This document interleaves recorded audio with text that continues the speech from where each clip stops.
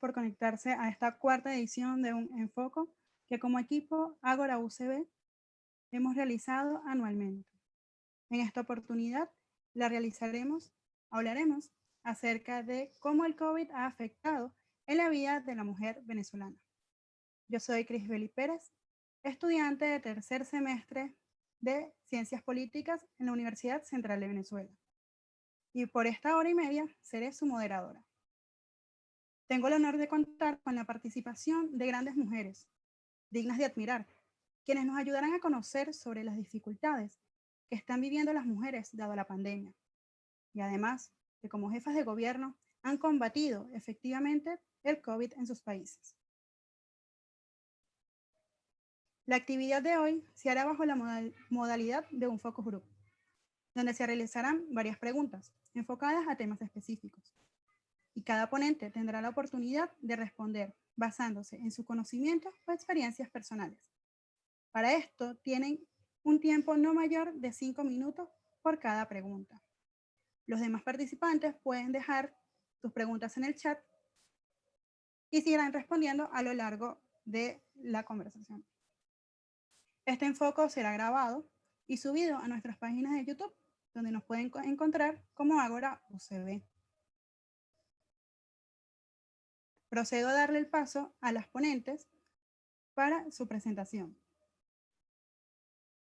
Si quiere, Melanie puede iniciar. Buenas. Sería una presentación propia, ¿no? Sí. Ok, bueno, yo soy Melanie Agrinzones, activista feminista, defensora de derechos humanos, de las mujeres principalmente, con ese enfoque de género. Soy cofundadora de Ukira, un grupo feminista interseccional, el cual hace activismo de calle, de redes sociales y documenta vulneraciones de derechos humanos como femicidios o feminicidios, abuso sexual y desapariciones en Venezuela. Nosotras, bueno, básicamente es lo que hacemos, ¿no? Visibilizar los casos, denunciar y exigir a través del activismo tanto en calle como en redes sociales. Y bueno, un placer, muchas gracias por el espacio y esta iniciativa. Gracias, Melanie, por tu presentación. Mariana. Bien, gracias, Crisbeli. Mi nombre es Mariana Avaliz. Soy oficial de programas del Instituto Holandés para la Democracia Multipartidaria. Es una organización holandesa que trabaja para promover políticas más inclusivas. Sobre todo trabajamos directamente con actores políticos, con todos los actores que hacen vida en el espectro político, promoviendo sociedades más justas, más inclusivas, y precisamente uno de nuestros enfoques es el de promover la participación de más mujeres en el ejercicio político. Soy antropóloga de formación y antes de estar en NINT, que es las siglas de la organización, fui la secretaria de la Comisión de Desarrollo Social Integral de la Asamblea Nacional y también de la Comisión de Ayuda Humanitaria. También participé en un proyecto que tuvo la Asamblea Nacional, electa en el año 2015, para promover parlamentos género-sensitivos. De hecho, tuvimos una experiencia en los parlamentos de Escocia y Reino Unido, donde, bueno, pudimos aprender un poco lo que qué políticas se estaban promoviendo desde estos parlamentos. Bueno, lamentablemente la misma situación política del país no nos permitió avanzar tanto como quisiéramos haberlo hecho.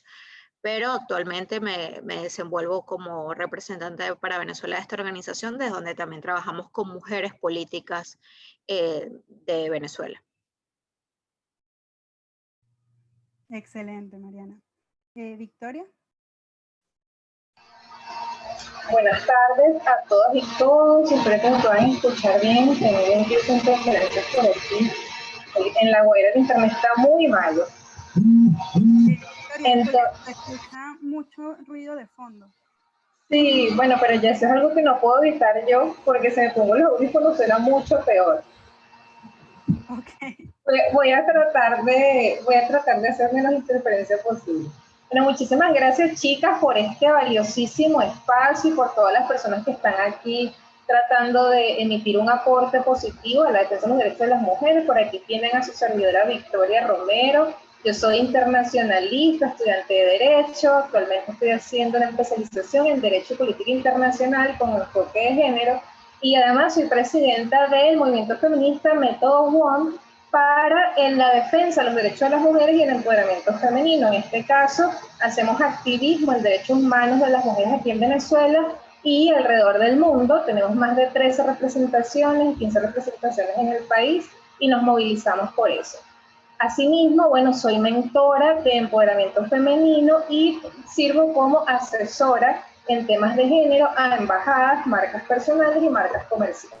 Entonces, bueno, por acá tienen a una aliada en esta lucha feminista, en esta lucha por los derechos y la defensa de las mujeres. Y bueno, por supuesto, esperamos poder en este espacio ser lo más retroalimentativas posible.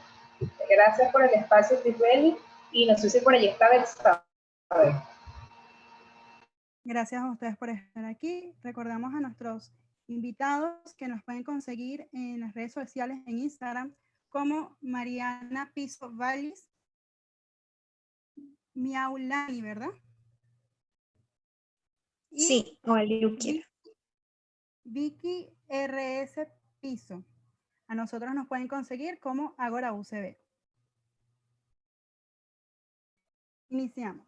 Los efectos de la pandemia por COVID-19 podrían significar un retroceso en los logros que se han alcanzado en materia de igualdad de género y derechos de la mujer y niñas a nivel mundial, desde la economía, la salud, la protección social y la seguridad. La Comisión Económica para América Latina informó que por la pandemia el 56% de las mujeres perdieron sus empleos, gran cifra comparada con la de los hombres, que fue solo el 44% de ellos, cuales fueron despedidos temporalmente. La primera pregunta que le hago a ustedes es ¿a qué se debe que el aumento del desempleo de las mujeres sea mayor que el de los hombres? ¿Quién quiere iniciar respondiendo? Listo, si quieres empiezo yo. Okay. Vale. Le sigo a Mariana. Básicamente, a ver, durante la pandemia se han incrementado, se han visibilizado mucho las brechas de desigualdad, unas brechas que ya existían, que ahora las vemos como mucho más evidentes porque, bueno, hay como una visión mucho más pública del problema de las desigualdades por la pandemia. ¿Qué ha sucedido, por ejemplo, en el caso de Venezuela? Hay una desincorporación, según datos del ENCOVI, apenas 43% de las mujeres están en el mercado de la economía formal, participan en la actividad laboral formal, mientras el porcentaje restante o no está dentro del mercado formal, sino en el mercado informal, o no está trabajando. Mucho de esto ocurre porque las mujeres abandonan los espacios laborales para dedicarse a los cuidados del hogar. ¿Qué pasa? ABESA publicó un estudio, eso lo hizo hace unos meses, sobre el incremento de las horas dedicadas al trabajo doméstico no remunerado. Recordemos que el trabajo doméstico también es un trabajo. Eso que tú haces de dedicarle el tiempo a la lavadora, a la cocina, al cuidado de los hijos, al cuidado de las personas dependientes, también es un trabajo. Según ABESA, esto fue un estudio que presentó la profesora Rosa Paredes, el tiempo se había duplicado dedicado a las actividades no remuneradas entre 8 y 16 horas diarias. Y esto dependía mucho de la edad de la mujer. Mientras más joven era la mujer, más horas de participación le daba al trabajo no remunerado. Entonces, ¿qué pasa? Esto pasa en contextos de crisis, no solamente de la crisis sanitaria que tenemos por la COVID-19, sino en contextos de crisis económicas, crisis sociales. Las mujeres son las primeras en abandonar el trabajo de la economía formal para dedicarse a los cuidados del hogar. ¿Por qué? Porque precisamente durante estos contextos suele haber como un cambio en los roles del hogar, de los roles sobre todo en el caso de Venezuela tenemos una reconfiguración del hogar por producto de la migración masiva. Entonces esos roles de participación de la mujer se van reajustando y muchas veces tienen que asumir, al no poder asumir horarios laborales porque tienen una limitación en el hogar, prefieren abandonar por completo la economía formal. Entonces esto es lo que ocurre, no solamente es en un contexto de pandemia, también ocurre en contextos de crisis en general, y esto obviamente nos pone en unas brechas de desigualdad que son mucho más difíciles de superar. Si el Banco Mundial consideraba que se iban a tardar 95 años en superar estas brechas, ahora puede que esto aumente el doble de tiempo para poder cerrar esas brechas de desigualdad, sobre todo en la parte económica y en la parte política, porque recordemos que la parte de participación política está directamente relacionada a la promoción de la mujer en la vida económica formal.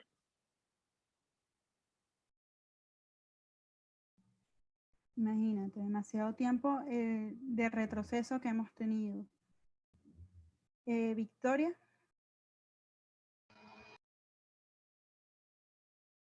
Victoria, ¿tienes el micrófono apagado? Esta es una pregunta súper interesante para empezar, Crisbeli, porque nos contextualiza de lo que está pasando actualmente, sobre todo cuando estamos hablando de la independencia económica de las mujeres. Y sobre esta pregunta voy a tener unos 5 puntos interesantes. Y voy a partir desde los techos de cristal y los suelos pegajosos como teoría. En este caso, cuando estamos hablando de empleo, porque las tasas de desempleo hacia las mujeres la brecha ha aumentado tanto, esto desde tiempos remotos, cuando estamos hablando de que en el acceso al empleo ocurren varios fenómenos como el de Jennifer Young.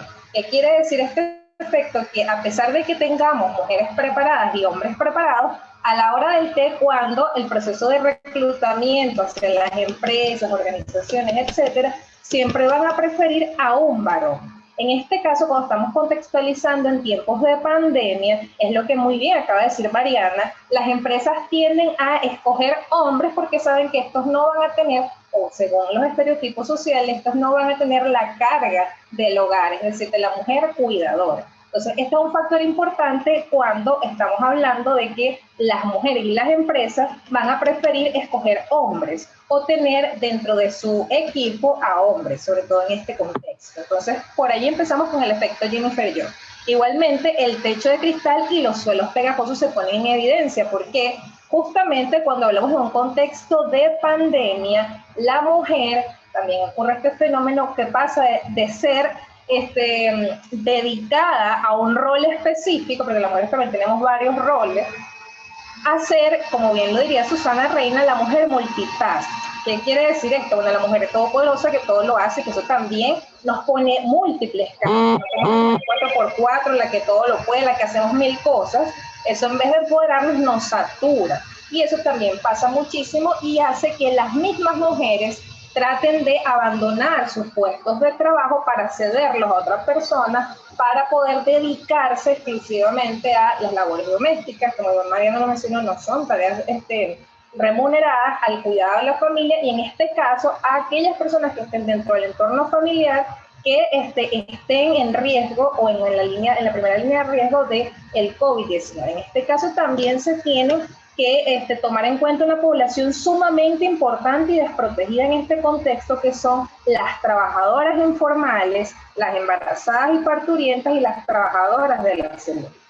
Estas tres mujeres son una de las más vulnerables dentro de este contexto y también, lamentablemente, han sido víctimas de este tema de no independencia económica y de no garantía de sus propios derechos. En este caso se ve como desde los hospitales no les garantizan a las mismas trabajadoras de la salud los insumos necesarios para poder tener o hacer su trabajo. Esto ha hecho que las mismas mujeres, enfermeras, médicos, etcétera, puedan y tengan que no cumplir con sus labores y meten reposo, no vuelven a ir porque sienten miedo del contagio, porque sus derechos básicos a la garantía de la salud de ellas mismas no está garantizado. Eso mismo hace que ellas se retraigan y esto genera y crece la brecha de desempleo entre ellas mismas.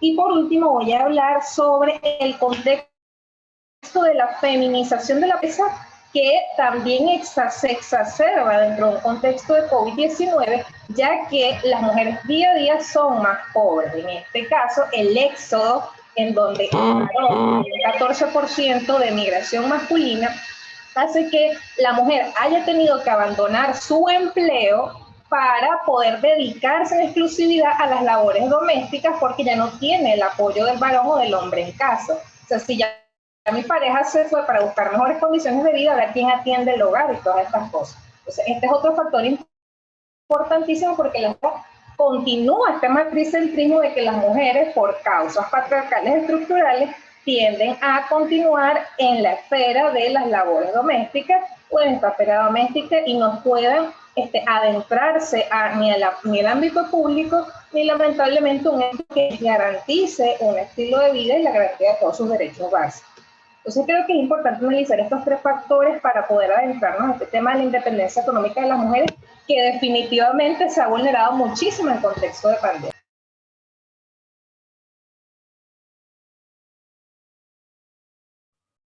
Muchísimas gracias, Victoria, por aclararnos estos 3 puntos. Realmente me parece que es importante.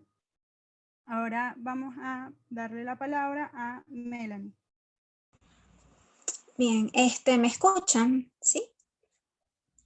Ok, perfecto. Bueno, voy a retomar, creo yo, que las palabras de las compañeras, Mariana, que bien se refieren, ¿no?, al tema de los cuidados, recordando que históricamente las mujeres han sido renegadas de el poder central y son se cree que las mujeres están aquí para cuidar, para ejercer labores domésticas. Por cierto, hoy es el Día de la Trabajadora Doméstica, o sea, de las mujeres dentro de sus hogares, el cual es un trabajo y que los movimientos feministas y las feministas hemos reivindicado bastante, ¿no? Entonces, con base en ello, con base en ese pensamiento que es histórico, ¿no?, de que nuestras cargas son los trabajos de cuidado y que de por sí los trabajos relacionados al cuidado, pero que son remunerados, llámese enfermería, llámese profesoras o maestras, son ocupados mayoritariamente por mujeres, ¿no? Entonces, ¿qué ocurre? Y estoy retomando básicamente todo lo que dijeron las compañeras. ¿Qué ocurre? Que las mujeres, al pertenecer en el sector remunerado a estos espacios que son mayormente de cuidados y que fueron cerrados debido a la pandemia también, muchas de ellas pierden sus trabajos. Por ejemplo, la mayoría de las enfermeras acá en Venezuela son mujeres, ¿no? Y que se están enfrentando de manera diferenciada al contexto de crisis de emergencia humanitaria compleja que viene con toda una crisis de derechos humanos, más la pandemia COVID-19. El COVID-19, además de que las personas se tengan que quedar en sus hogares, pues hace que las empresas decidan disminuir a sus trabajadores o trabajadoras, y pues por supuesto las mujeres, por ya comentarios que han hecho acá, son las primeras en salir por miles de estereotipos que existen, ¿no? Porque bueno, las mujeres me generan más gastos, además van a estar pendientes de las muchachitos o las muchachitas allí en la casa, lo cual no es mentira, las mujeres están trabajando el doble. Es decir, si tienes tu trabajo, también tienes que cuidar a tu familia, porque se supone que históricamente es lo que debes hacer. Además, también tienes que acompañar en las clases a tus hijos o hijas, ¿no? Entonces podemos ver, por ejemplo, a mujeres que tienen esa carga doble, triple, que bueno, que la sociedad siempre te pone en ese límite de que o eliges esto o eliges aquello, ¿no? Y no hacemos un análisis más profundo y más sistemático de la situación. Entonces ponen a una mujer entre elegir en esto o aquello, pues por supuesto eligen a su familia, ¿no? Y muchas de ellas incluso deciden no seguir trabajando, pero es porque no pueden con la carga de trabajo. No es su culpa, no es culpa de ellas, sino es culpa de un sistema y una cultura totalmente patriarcal. Además, en los sistemas donde no existe una democracia, como Venezuela, un país que no es democrático, donde las mujeres además no pueden hacer políticas públicas porque no existe una paridad y las políticas públicas no están dirigidas para subsanar estos temas de género, incluyendo el tema de desempleo, que nos afecta, como bien digo, de manera diferenciada, pues por supuesto, las mujeres que están desempleadas no tienen a dónde acudir o no tienen cómo reclamar, ¿no? Porque es una vulneración de derechos humanos. Si no existe políticas públicas referentes al COVID con enfoque de género, este tipo de cosas como el desempleo van a seguir ocurriendo.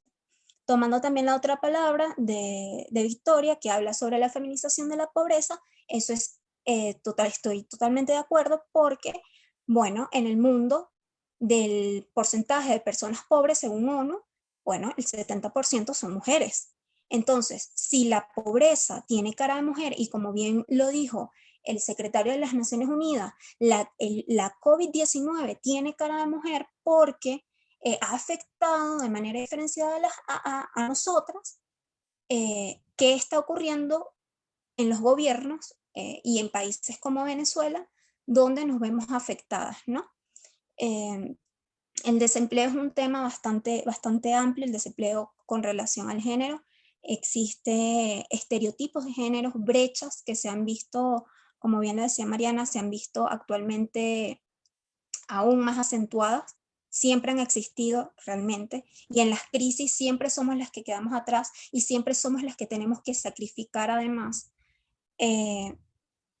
porque existe esta exclusión histórica del poder, ¿no? De que nosotras no estamos preparadas o de que debemos cuidar y que estos enfoques de género para muchos gobiernos o por algunos quizás, y entre menos democrático sea el gobierno, menos interés tiene,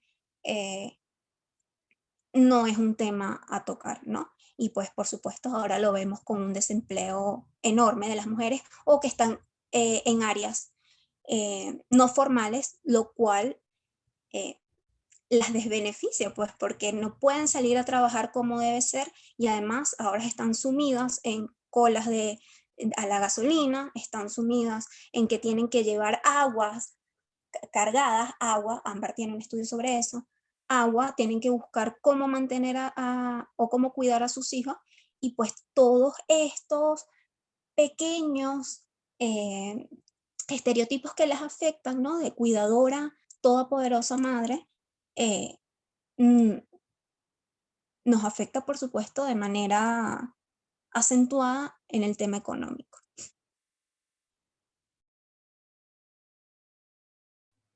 Gracias, Melanie.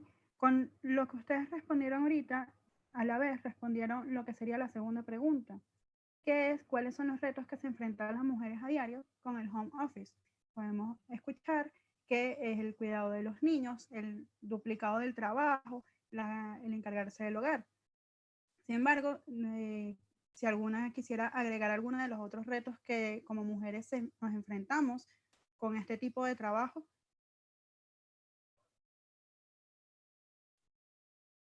¿No? Bueno, vamos a la tercera pregunta. Desde experiencia personal, ¿ustedes prefieren el trabajo desde casa o desde una oficina?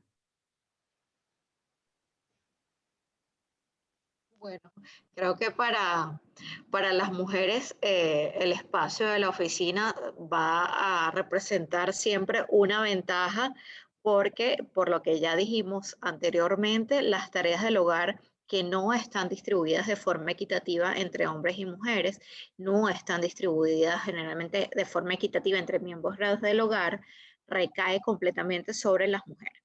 Entonces, una mujer que debe trabajar desde la casa, pero también debe atender el trabajo doméstico no remunerado, va a estar en una serie de desventajas respecto a su par hombre o su compañero de trabajo hombre que ejerce el mismo cargo, por ejemplo. Básicamente es una mujer que va a quedar unos pasos mucho más atrás en esa carrera, ¿no?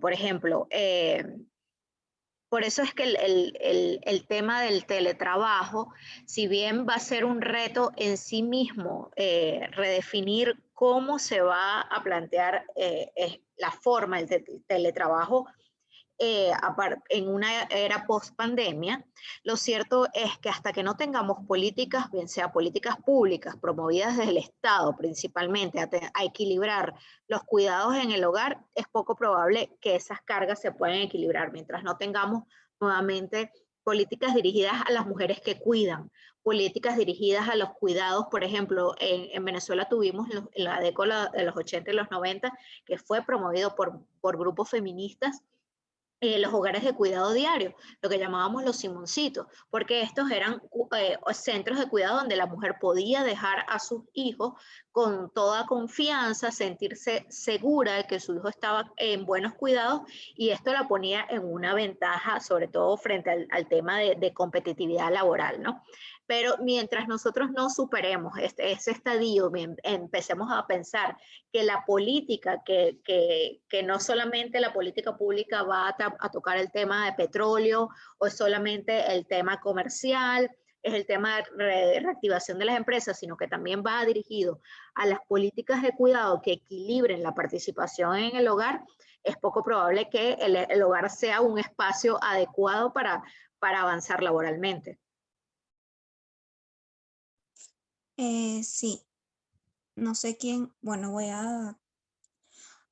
bueno, Mariana creo yo que ya lo explicó bastante bien, es decir, si no existe una distribución bastante equitativa, ¿no?, en el trabajo, y seguimos creyendo que las mujeres somos las cuidadoras del hogar y que, bueno, tenemos que siempre ser quienes nos sacrificamos por nuestros hijos, hijas, esposos, familias, etcétera, pues no rendimos de la misma manera en nuestros hogares. Además, si algunas de estas mujeres están en círculos de violencia, estar en sus hogares es bastante peligroso, ¿no?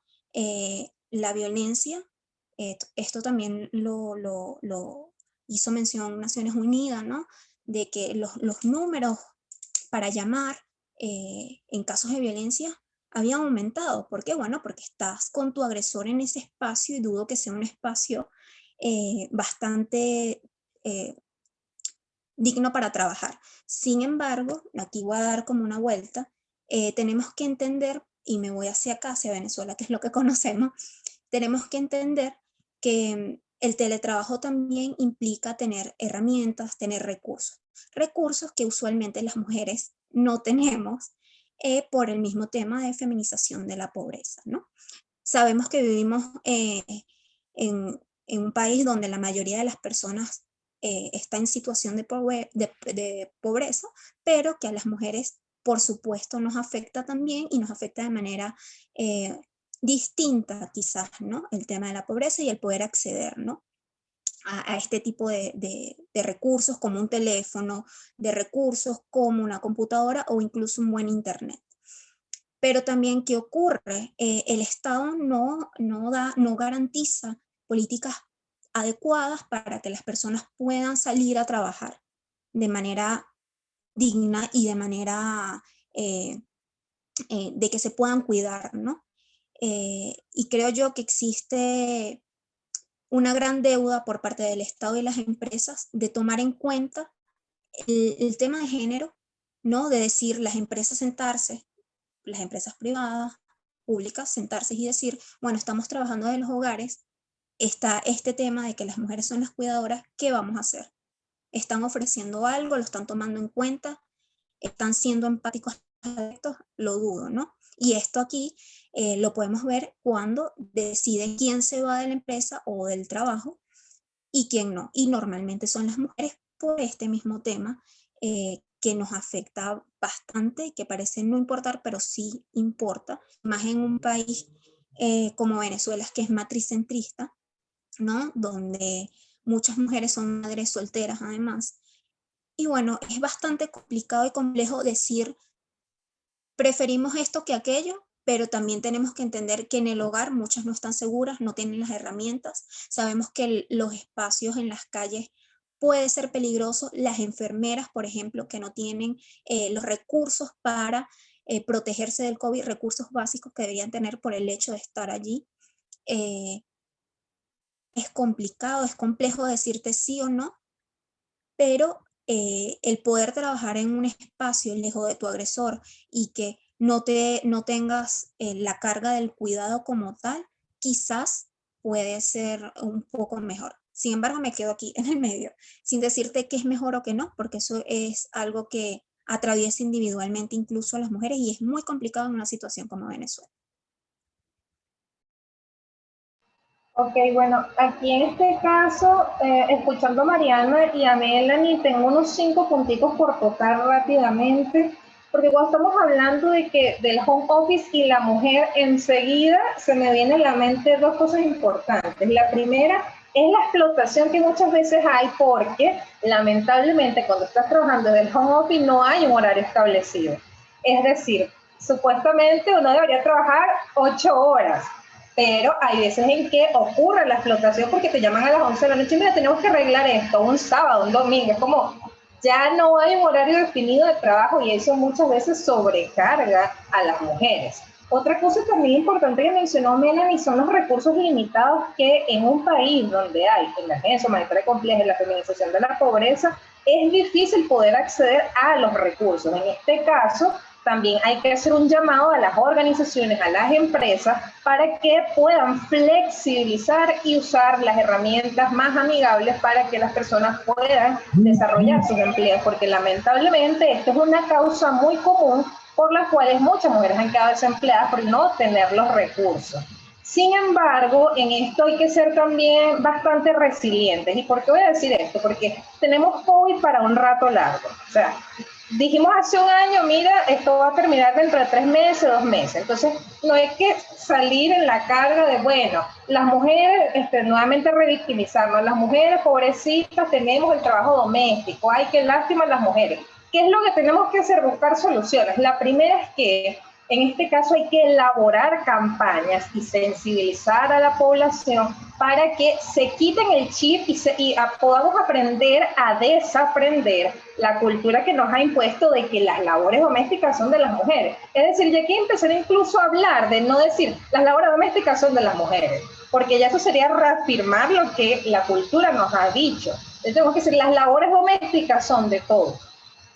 El varón debe ayudar en la casa, es más, ni siquiera decir ayudar. El varón tiene responsabilidad activa dentro de las labores domésticas, dentro de la crianza, y esto se hace con muchísima sensibilización a través de campañas, y es justamente cuando aprendemos a desaprender es que se va a poder establecer relaciones de corresponsabilidad dentro de la casa. Entonces, más allá de decir, bueno, vamos a trabajar desde la casa y yo voy a ser la mujer multitask que hace de todo, tenemos que elaborar, ya que nosotros estamos dentro de estos espacios, no solamente llamar a las empresas, llamar a las organizaciones, sino nosotros mismos desde nuestro activismo, llamar y decir, bueno, las labores domésticas son de todos deberíamos participar, porque mujeres y hombres trabajan. Segundo, las políticas públicas del Estado. En este caso hemos hablado mucho de que bueno, el Estado no emite políticas públicas, hay que sensibilizar más. En este caso, la primera política pública es esta campaña de la opinión pública para que las empresas puedan de alguna u otra forma adaptarse a el contexto que están viviendo las mujeres, a que también mujeres y hombres puedan aprender de que las labores domésticas son de todos, pero aquí también hay un punto interesante cuando estamos hablando de que las labores domésticas no son remuneradas. En este caso, el Estado actualmente, llamándose feminista, ellos tienen bonos para las mujeres que tienen hijos, viven en barrios, o sea, hay políticas públicas para ellas, sin embargo, desde nuestra óptica podemos decir que, por supuesto, son totalmente insuficientes. Entonces, en este contexto, capaz ellos dicen, sí, hay políticas públicas, pero hay políticas públicas, hay que hacer un énfasis aquí, políticas públicas efectivas, en donde las mujeres puedan garantizar sus propios derechos. Y por último, cuando estamos hablando de un contexto de trabajar desde casa, y voy a terminar con una frase empoderadora, así como es verdad, han habido muchísimas brechas de mujeres y hombres, ha habido desempleo, por supuesto, hay feminización de la pobreza, pero también, Crisbeli, es una realidad que en cuarentena y en pandemia se han exacerbado muchísimos emprendimientos de mujeres. Y esto también hay que celebrarlo, hay que aplaudirlo y en este caso también llamar al Estado para que puedan apoyar a esas nuevas emprendedoras. Esto también es algo interesante, es un fenómeno también interesante que está pasando. Cómo las mujeres han podido ser resilientes, se quedan sin trabajo, pero buscan formas a través de emprendimiento, a través de sus propias empresas, de crear reforzar esta independencia económica que tienen. Entonces también esto es un punto interesante a tratar, de que tal vez estamos desde casa, pero si somos emprendedoras puede ser algo incluso a nuestro favor. Hay que verlo desde estas dos ópticas. En eso tienes mucha razón, Victoria, ya que sabemos que la mujer venezolana siempre es muy echada para adelante, siempre resuelve. Y por eso les quería preguntar a las tres si se ha notado la cantidad de mujeres que han empezado su propio negocio y si ven eso como un éxito o un fracaso en materia de igualdad de género.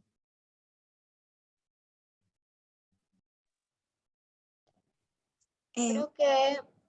dale, Mela, adelante. Adelante. Ok. Yo no creo, es decir, esos son éxitos individuales y no puedo hablar desde la individualidad, porque yo también tengo mis éxitos, por ejemplo, individuales y eso no es algo social tangible y que puedo tomarlo como que eso cierre brechas porque, bueno, para hablar de ello, o sea, para hablar de temas sociales tenemos que pensar en colectivo, ¿no? En pensar qué está ocurriendo de manera genérica, sin olvidar profundizar en los temas con las mujeres. Y la realidad es que las mujeres están en situación de pobreza, que mujeres trans, por ejemplo, no tienen acceso a la identidad y que no pueden tener un trabajo adecuado, por ejemplo, ¿no? Qué bien que las mujeres tengan emprendimientos y que puedan surgir desde su espacio, sí, por supuesto. Es una forma de oponerse a un sistema que es bastante complicado, ¿no? A todo un país que está lastimosamente a nivel económico sabemos cómo está, ¿no? Y que bueno, que muchas mujeres o algunas mujeres pueden tener a través, por ejemplo, por eso son importantes los programas de empoderamiento, programas donde puedan enseñarles capacidades, ¿no? El poder aprender algo para poder manejarse de alguna manera y poder subsistir de alguna manera es muy bueno, sí lo es, pero no significa que va a cerrar las brechas y que además se va a atacar el problema sistemático que existe, ¿no? Sí tiene que haber una respuesta por parte del Estado, ¿no? De políticas públicas efectivas, una respuesta por parte del sector privado, ¿no? Para tomar en cuenta lo que está ocurriendo con las mujeres, porque no nos podemos quedar en el trabajo informal, sino que también tenemos que estar en el trabajo formal, ser tomadas en cuenta en esos espacios, ¿no? No podemos seguir siendo renegadas de, por ejemplo, espacios de empresas privadas, ¿no? Donde todos ellos se sientan a hablar y no estamos incluidas nosotras. Por un lado es positivo, pero no podemos desenmarcar la realidad del país, que es una realidad donde estamos en una pobreza sistematizada y que solo algunas compañeras, algunas mujeres que quizás tenemos las herramientas, estamos sensibilizadas, por X o Y razón podemos subsistir de alguna manera, tenemos ciertas capacidades, compartimos nuestros conocimientos con otras compañeras para que ellas también generen capacidades, nos apoyamos entre nosotras. Sí es bueno, eso es perfectamente bueno, pero no puedo hacer un análisis social basándome en vivencias quizás un poco individuales, pero se aplaude todos los emprendimientos de mujeres, por supuesto, porque están luchando contra un sistema económico que está destruido, devastado, y donde mujeres, juventudes, personas en general, bueno, estamos tratando como de subsistir, ¿no? Pero la ideal no sería subsistir, sino que sería poder vivir dignamente en un país democrático libre y que las mujeres seamos parte de los cambios políticos, sociales y económicos de manera activa. Sí, yo precisamente quisiera complementar un poco lo que decía Melanie, porque todavía puedo ser un poco más severa en la respuesta. Creo que hay que tener mucho cuidado con creer que una mujer que es emprendedora es una mujer que es económicamente autónoma. Una mujer, sobre todo hay que tener muy claro la diferenciación entre el mercado económico formal y el mercado económico informal. Una mujer, por ejemplo, muchos de estos emprendimientos que hemos visto que han surgido durante la pandemia tienen que ver con las propias actividades domésticas. Hemos visto, por ejemplo, emprendimientos de repostería, de cocina, de mucho lo que tiene que ver es con los propios cuidados del hogar, con todo lo que se hace dentro del hogar. Entonces hay que tener mucho cuidado porque las mujeres terminan siendo autos empleadas sin capacidad de inversión, sin capacidad de generar grandes redes de empleados, sin generar mayores ingresos. Y eso ya está estudiado tanto por el BID, el Banco Interamericano de Desarrollo, el Fondo Económico Mundial. Las mujeres no salen de la pobreza a través, por ejemplo, de emprendimientos de torta, de repostería y de costura. Eso es un estereotipo que hay que superar. Ahora, bueno, que tengamos una parte de estos emprendimientos que están dentro de la economía formal. ¿Y qué quiero decir con la economía formal? Que tienen un registro formal, que generan recursos, que generan empleos, que tiene, por ejemplo, formas de protección social y laboral. Eso es lo que se corresponde con la economía formal. Todo lo demás, lo que no esté en ese marco, pertenece a la economía informal y ningún país avanza económicamente, mucho menos una mujer sale del proceso de feminización de la pobreza a través de este tipo de emprendimiento.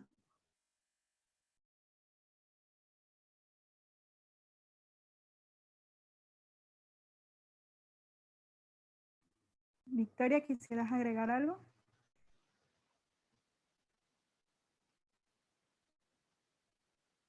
Victoria, ¿no se te escucha? Es que tenía los audífonos. Es importante lo que está diciendo tanto Mariana como Melanie, si bien es cierto que los emprendimientos pasan a ser muchas veces desde el punto de vista del trabajo informal y muchas veces a perpetuar el mismo sistema que está establecido, también es interesante verlo desde el punto de vista de las políticas públicas que el Estado puede emitir para que estas mujeres pasen de tener emprendimientos a ser empresarias. Eso también es parte del empoderamiento, o sea, cómo el Estado puede promover políticas para que esas mujeres puedan desarrollar la idea de negocio que tienen.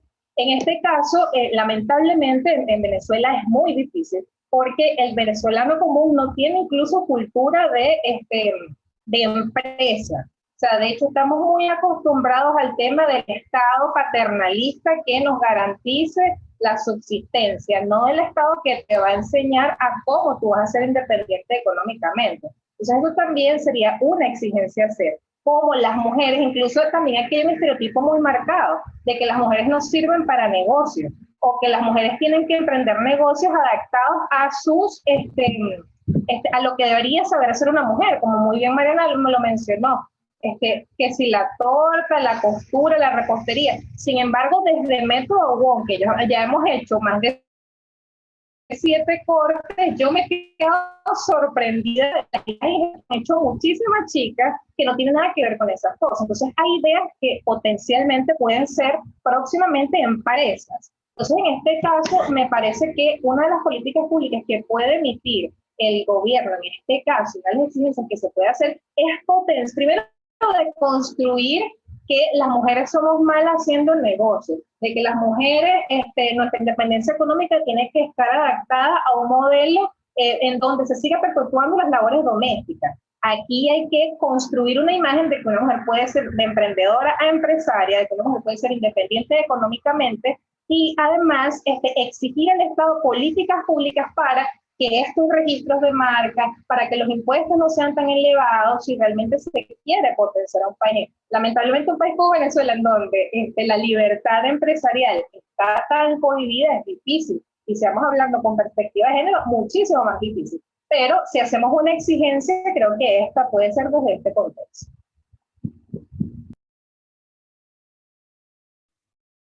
Gracias, muchachas. Ahora se me crea una duda. ¿Qué debe hacer una mujer para convertir su emprendimiento en un negocio formal? ¿Por qué procesos debe pasar para convertirlo en un proceso, en un negocio formal?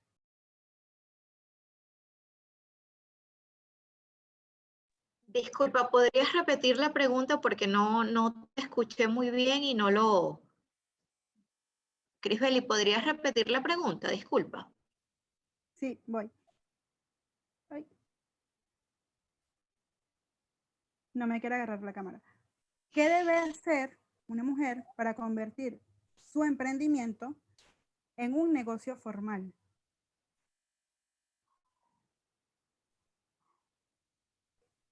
Bueno, Crisbeli, yo creo que en este caso también es importante cuando estamos hablando de negocio formal, cuando nos damos cuenta y estamos hablando del contexto de Venezuela, nos damos cuenta que no solamente es hacia mujeres el tema tan engorroso que es primero registrar una empresa, registrar una marca. Los impuestos son sumamente altísimos, en este caso incluso de pandemia, el contexto de COVID-19, hay un retraso a nivel un retraso totalmente organizativo, donde los funcionarios trabajan una semana sí, una semana no, y eso retarda el proceso. En este caso también, por supuesto, cuando estamos hablando de que una mujer pueda pasar de emprendedora a empresaria, todas estas vulnerabilidades las tienen las mujeres. Entonces, en este caso voy a reiterar lo que mencioné con anterioridad, que el Estado debe, si realmente quiere promover que estas mujeres puedan salir de la brecha de la pobreza a través de emprendimientos que pasen a ser un negocio formal, que pasen a ser a gran escala, y estamos hablando de un periodo que si de 5 años o más, se tienen que habilitar cada uno de los contextos donde estas mujeres pueden hacer su registro, disminuir los impuestos y abrir, un modelo económico que aquí en Venezuela, de hecho, ni siquiera está para todos, no está implementado.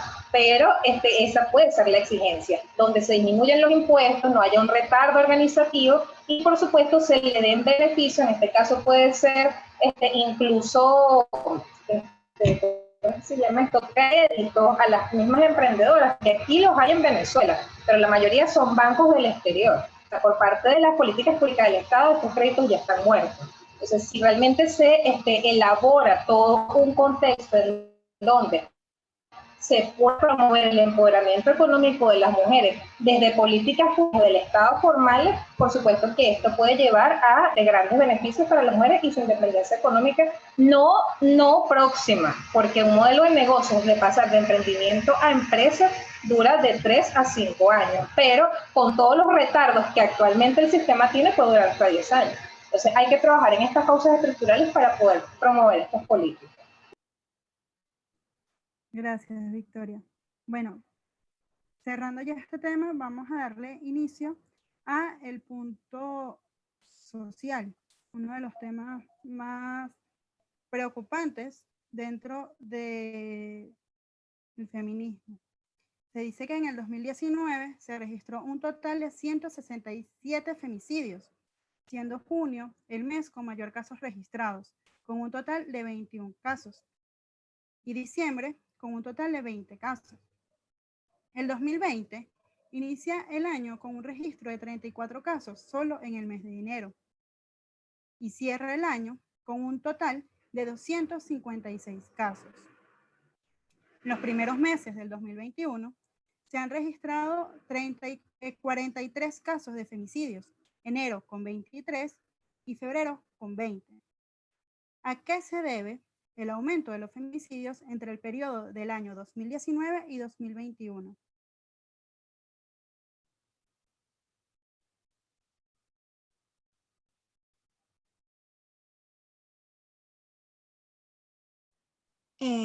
Bueno, ¿Se escucha? Bien, porque los veo así. Sí, ok. Bueno, depende de la información, es decir, de donde saquemos la información, más o menos, recordando que en Venezuela no existen cifras oficiales, cifras segregadas, ¿no? Sino que las organizaciones hacen constantemente una revisión a través de la investigación de fuentes abiertas, a través de medios de comunicación, ¿no? Para registrar casos, por ejemplo, de femicidios en Venezuela. Me gustaría ser enfática en el hecho de que no es que los femicidios hayan aumentado, ¿no? Sino que cada vez se habla más de ello y son visibles. Incluso no se habla de todos los femicidios que realmente pueden ocurrir en el país, porque las organizaciones nos basamos en medios digitales, ¿no? Y el Estado hace silencio al respecto. Hay un silencio allí. Entonces, realmente estas cifras que nosotras damos son cifras, subíndices, pero no responden quizás a toda la realidad de la población. Se está haciendo más visible, se está hablando más del tema. No me gusta decir si aumentó o si bajó. Me parece un poco difícil o complicado decirlo, ¿no? Porque los femicidios se dan en un contexto donde existe violencia, ¿no? Y en la última fase es el asesinato de las mujeres por razones de género. Usualmente en el ámbito familiar, pareja, expareja y familiares, hay casos incluso de padrastros y eso, ¿no? Entonces es bastante difícil decirte aumentó por tal motivo y tal razón cuando nuestras cifras son basadas en medios digitales. Pero sí podemos decir que mientras no existan un trato adecuado a las víctimas al momento de, por ejemplo, poner la denuncia, ¿no? Estos círculos de violencia van aumentando y pueden terminar en femicidio. Si existe impunidad, si por ejemplo existe y se acentúa más el tema de la pobreza, ¿no? Si no se actúa de manera eficaz, por ejemplo, con los casos de desapariciones, si no se actúa de manera eficaz con el tema de trata, ¿no? Si las mujeres siguen huyendo del país en unos términos totalmente inhumanos, ¿no?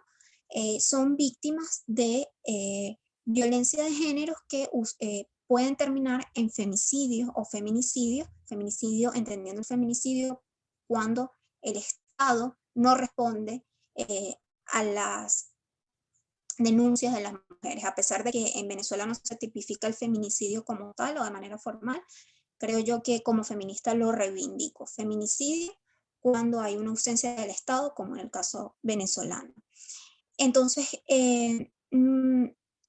creo yo que nos quedaríamos cortas en hablar un motivo. El motivo es profundamente arraigado en una cultura que revictimiza a las mujeres, donde no existen políticas adecuadas para atacar estos temas, donde existe impunidad y que, bueno, las organizaciones están haciendo un trabajo para quizás sensibilizar, pero quizás no es suficiente con que las organizaciones hagamos esto, sino que, bueno, quizás necesitamos algo más allá, ¿no?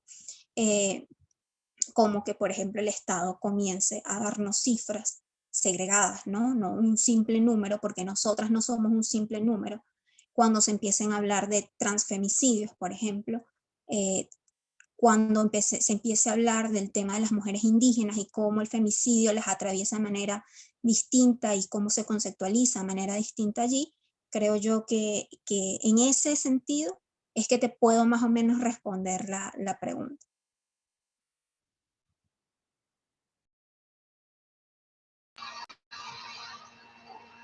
Bueno, si Mariana me lo permite, puedo responder, no sé si Mariana quiere. Okay.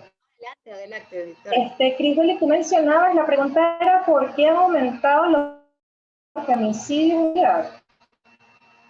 ¿A qué se debía el aumento de los femicidios en el periodo del 2019 y 2021?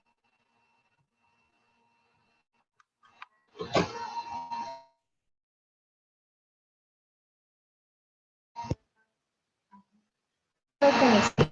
Un poquito de la intervención anterior, porque cuando estamos hablando de que ha habido un aumento de femicidio, no sé si mi conexión está bien, creo que está lenta.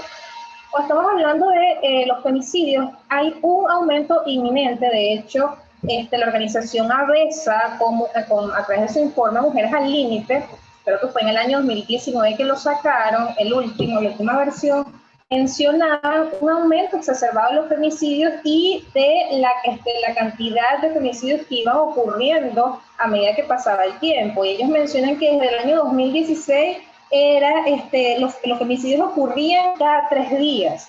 Posteriormente, los femicidios fueron ocurriendo cada 2 días. Luego pasó a ser un femicidio de 36 a 34 horas. Luego a 32 horas, y hubo una brecha en el año 2020 en donde prácticamente teníamos un femicidio diario. Entonces, en este caso, por supuesto que sí, se están visibilizando muchísimos femicidios más, pero hay un hecho inminente que desde el año 2016 esto aumenta cada día más. O sea, la brecha de la ocasionalidad de cuando se hacen y se efectúan están siendo cada vez mayor. Y en este caso yo sí creo que hay unas razones estructurales que explican este aumento. Y es que en efecto estamos dentro de una cultura patriarcal en donde se ha legitimado la violencia hacia las mujeres, en donde estamos en un país en donde todavía se le llama al piropo acoso. O sea, hay una normalización de las violencias. Ahora bien, ¿cómo se actúa en base a esto? Lamentablemente, cuando vamos a hablar desde el punto de vista estructural, no hay políticas públicas en donde el Estado pueda hacer campañas de sensibilización y de prevención con respecto a la violencia hacia las mujeres. Este trabajo arduo lo están haciendo las acciones de la sociedad civil en tema de mujeres. La sensibilización, la formación, pero por parte del Estado esto no ocurre. Asimismo, voy a mencionar que no hay acceso a la justicia, no hay un debido proceso. En este caso, cuando la mujer que es víctima de violencia va a denunciar, lamentablemente pueden tomar la denuncia, pero no se va a denunciar 3 veces hasta que reciben la llamada del 6CPC, una mujer ha muerto en tal parte producto de su pareja. Entonces, la falta de acceso a la justicia por parte del agresor, y en este caso la omisión del Estado, ha hecho incrementar los índices de violencia porque son muchos. De igual forma, no hay sensibilización de los funcionarios públicos. En este caso, cuando se va a tomar la denuncia, que esto también es parte del Estado, lamentablemente los funcionarios revictimizan a la víctima, ¿okay? Pero porque tú vas a dejar a tu pareja por los niños, y vuelven a hacer el estereotipo de la mujer no puede dejar al agresor por mantener la estructura familiar, porque él puede cambiar. Y entonces allí donde ellos mismos vacilan el proceso de denuncia. Esto quiere decir que no hay funcionarios sensibilizados. De igual forma también se observa cómo no hay líneas telefónicas disponibles. Cuando se llama el 911 o se emiten patrullas para estos casos de emergencia, la mujer puede llamar y llamar y llamar, quedarse ahí por horas y no va a atender. Entonces, esto también es un punto en que la mujer está pidiendo ayuda y ocurre un femicidio porque no llegaron las autoridades a tiempo. Y una de las cosas más importantes es que en Venezuela no hay casas de abrigo. ¿Qué quiere decir esto? Que una mujer que está siendo víctima de violencia y quiere salir de la convivencia con su agresor, pero no tiene a dónde ir, no tiene los medios ni los recursos, pues tiene que quedarse en convivencia con él mismo porque no tiene a dónde ir. Y el Estado no le garantiza una casa de abrigo para poder irse.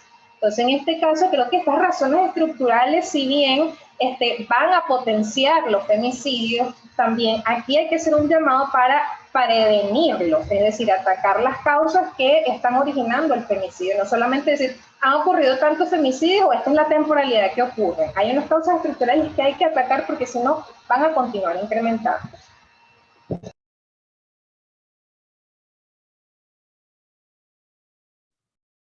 Muchas gracias por tu participación, Victoria.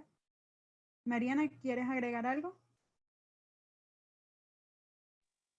No, la verdad no, Crisbeli, porque realmente el área de los femicidios y el feminicidio no es mi área de trabajo y realmente sería irresponsable de mi parte intentar hacer un análisis. Lo que sí pareciera, que creo que necesitaríamos como tal vez analizarlo, pensarlo, ver si efectivamente es que están aumentando respecto a datos del, no sé, 2016, 2014, o es que hay más espacios de denuncia pública.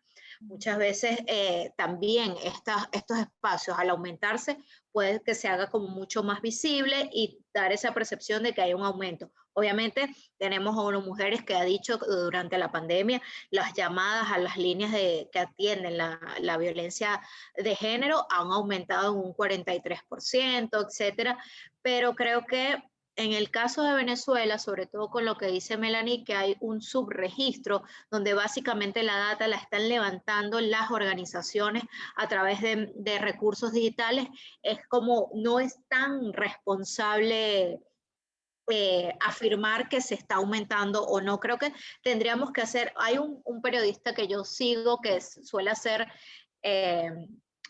análisis de datos y él decía en estos días, es parte del equipo de Cotejo Info, donde básicamente él revisaba los casos del año 2016 y donde muchos casos de asesinatos de mujeres que podían ser femicidios, no se habían considerado femicidios por X o Y causa. Entonces creo que hay que tener como mucho cuidado con ver si efectivamente están aumentando los casos o es que se han mantenido en el tiempo y hay mayores espacios de denuncia pública. Muchas gracias, Mariana. A eso me lleva a nuestra segunda pregunta, que es si en Venezuela se ha visto el aumento de la cifra de los femicidios, nada más, o también del maltrato a la mujer. Melanie. Vale, como bien le dice Mariana, no te puedo asegurar si existe un aumento, pero sí te puedo asegurar que es más visible las denuncias que se hacen, ¿no? Porque las organizaciones quizás estamos un poco más unidas en ciertas campañas y sacamos al aire o sacamos a lo público el tema de las agresiones de las mujeres, ¿no? Pero decirte que ha habido un aumento con una cifra específica no lo voy a hacer. Pero sí es bien sabido que en temas de COVID, en muchas mujeres, por el tema de crisis de la pandemia, muchas mujeres quedaron con sus agresores dentro de sus hogares y por ende esto lastimosamente hace que muchas mujeres sean víctimas en esos espacios, ¿no? Y que bueno, que durante estos momentos de confinamiento, pues sí, como bien decía Mariana, ONU registró un aumento de las llamadas de denuncia en los números de emergencia, por ejemplo. Y es lo mismo que estoy diciendo, el espacio público de denuncia, sí. Hemos visto, por ejemplo, el tema de desapariciones, el tema de acoso callejero que ha existido siempre, y las desapariciones quizás ahorita es porque, bueno, las calles están más solas, por el mismo tema de confinamiento, solas entre comillas, porque la gente igual tiene que salir a trabajar, no todo el mundo tiene el privilegio de poder quedarse en su casa trabajando, y las mujeres necesitan salir a trabajar. En el caso de Venezuela, como no hay unas cifras como tal oficiales, sí hay cifras de denuncia por parte de entes del Estado, pero no te quiero como organización decirte hay aumento o no hay aumento de las agresiones. Se dice que sí por el tema pandemia, confinamiento, que es lo más lógico y es lo que la ONU ha dicho, y que las llamadas, las recepciones de llamadas han aumentado. Las organizaciones que efectivamente sí hacen y recogen denuncias, por ejemplo, tienes a Funda Mujer, tienes CEPAS, tienes a Tinta Violeta, tienes alguna otra organización, bueno, ellas principalmente, ¿no?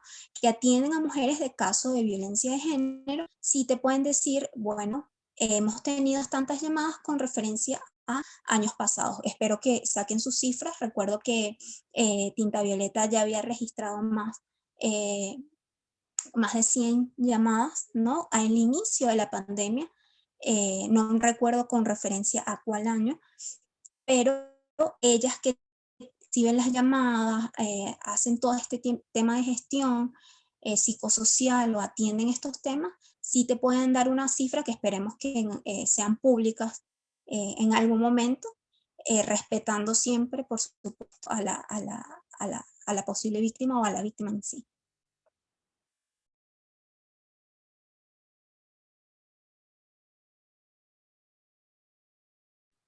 Gracias, Melanie. Victoria, ¿quisieras agregar algo?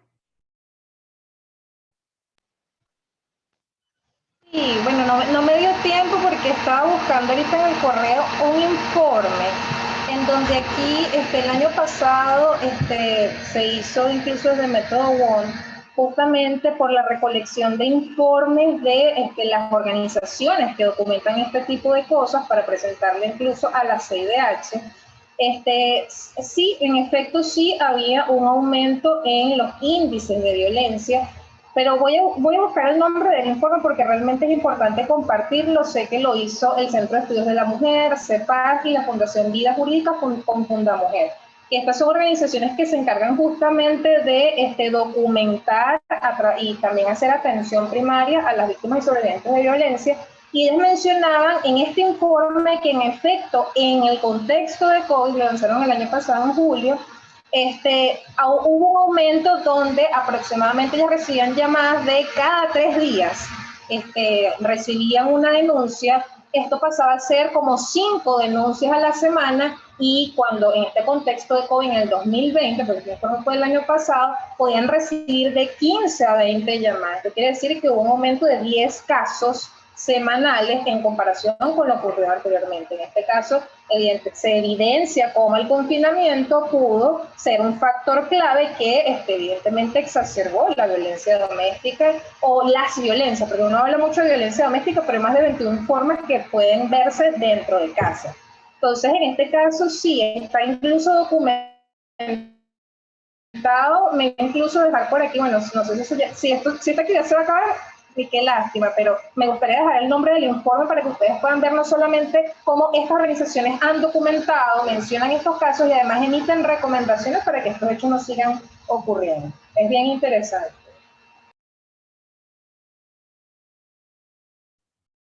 Gracias, Victoria. ¿Podrías hacernos llegar ese correo que tú dices? Y nosotros lo compartiríamos por nuestras redes. Excelente, excelente. Sí, déjame buscarlo con calma porque se me perdió el nombre, pero muy importante. Nos los puedes hacer llegar. La siguiente pregunta sería, ¿qué medidas debe tomar el Estado para que no sigan ocurriendo los femicidios?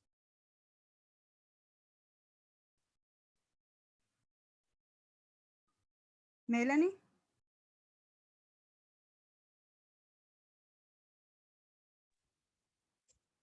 Melanie, ¿estás ahí? Sí, aquí estoy. Okay. Sí, bueno, necesitamos democracia, principalmente en un Estado democrático libre, donde las mujeres puedan acceder al poder, por supuesto, mujeres con perspectiva de género, principalmente, ¿no? Aunque el Estado ya tipifica el femicidio, sería bueno que se incluyera el feminicidio, ¿no? Para que asuman sus responsabilidades también.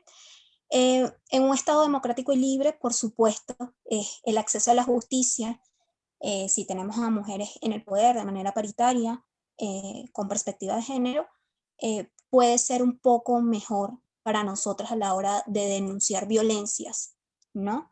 Porque antes de ocurrir un femicidio, usualmente hay violencia. También se necesitan campañas de sensibilización, campañas no solamente para entes del Estado, sino incluso para la sociedad, ¿no? Para informar, para saber que, aunque la ley lo dice, ¿no? Que si estamos presentes en un acto de violencia podemos denunciar, ¿no? Los terceros también podemos denunciar.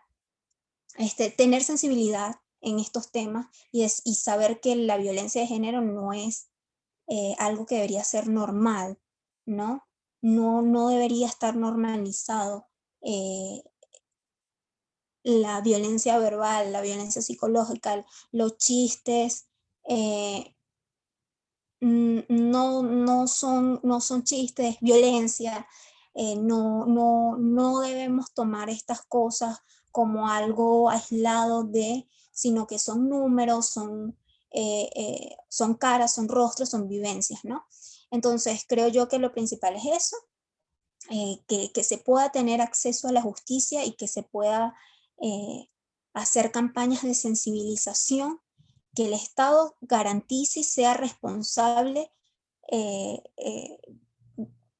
de generar políticas públicas a favor y en pro de mujeres, niñas y adolescentes, y además con una mirada interseccional, sin dejar a ninguna atrás, sin olvidar a los transfemicidios y los femicidios donde se ven incluidos temas como la homofobia o lesbofobia, etcétera, etcétera, para poder generar de verdad campañas y políticas reales de sensibilización. Y bueno, esto se logra en un Estado totalmente democrático y libre, donde las mujeres también estemos en esos espacios de toma de decisión, y que bueno, que las empresas también deben acompañar a esto, ellos no pueden quedarse atrás, empresas, academias, etcétera, los movimientos de mujeres estudiantiles deben acompañar estos procesos donde la visión de género sea transversal, no solamente para decir, bueno, hay femicidios y vamos a hacer algo específico acerca de los femicidios. Sí, es necesario, pero que la visión de género sea transversal a las políticas públicas y a las tomas de decisiones para generar espacios más igualitarios, más equitativos, más justos, que por supuesto ayudarán a disminuir las violencias que podemos sufrir las mujeres. Y bueno, esto esperemos que sea pronto a través de los procesos hacia la democracia, y que bueno, seguiremos exigiéndoles al Estado y a los gobiernos que se hagan políticas con enfoque de género, y seguiremos exigiendo cifras, ¿no? Las cifras nos permiten dibujar la realidad de las mujeres. Sin cifras es como si aquí no existieran problemáticas algunas. Muchísimas gracias, Melanie. Victoria, ¿quisieras agregar algo? Sí, en un primer momento que ya dejé por el chat el nombre del informe y cuáles fueron las organizaciones que lo hicieron, por si lo desean googlear. Y bueno, complementar un poco la intervención anterior, porque yo mencioné cuando hablamos de femicidios, o exigencias que incluso estas mismas organizaciones mencionan en este informe. Lo primero que se debe dar son políticas públicas, muy bien Melanie lo comentó perfecto, políticas públicas con perspectiva de género, con especial énfasis en el ataque y la prevención de la violencia contra la mujer con este enfoque interseccional. Eso es importantísimo porque la discriminación y la desigualdad son la primera violencia que debemos erradicar antes que el femicidio. Cuando atacamos las causas estructurales vamos a evitar el femicidio. Sin embargo, para hablar de prevención de las violencias, o sea, esto es un enfoque que se tiene que hacer, pero analizando factores específicos con cada uno de los tipos de violencia. Sin embargo, antes de adentrarnos a hacer un análisis más detallado y profundo, creo que lo que se mencionó anteriormente es algo clave. Número uno, que el Estado pueda garantizar el acceso a la justicia y el debido proceso. Que cuando una mujer denuncia, pueda recibir respuesta y protección. Empezando por allí. Habilitar líneas telefónicas en donde, en caso de emergencia, las mujeres puedan llamar y ser atendidas. Hacer casas de abrigo, habilitar casas de abrigo. Aquí había una, de hecho, el INA Mujer Táchira habilitó una, y una organización que felicito, que lástima que no está en este momento acá, que también está ahorita en este momento prestando esta atención con casas de abrigo, pero eso no nos corresponde a las ONG, esto es algo que le corresponde al Estado. Y no una casa de abrigo, ni dos, ni tres, tienen que haber casas de abrigo en todos los estados y más de una. Por otro lado, también los funcionarios deben estar sensibilizados, es decir, sean mujeres u hombres que no revictimicen a la víctima.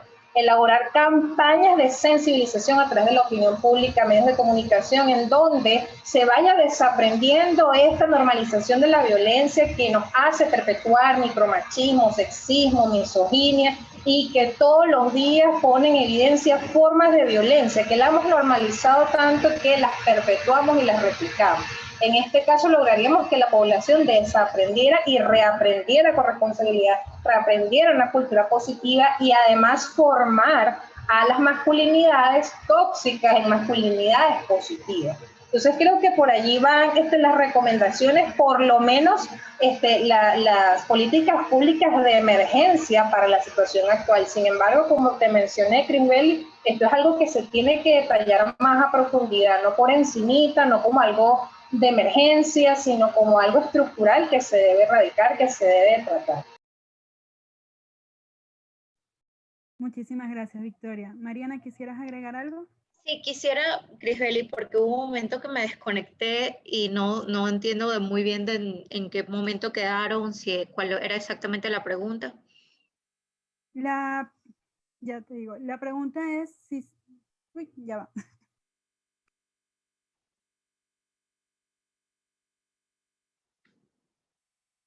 Ajá, que qué medidas debe tomar el Estado para que no sigan ocurriendo los femicidios. Bueno, imagínate.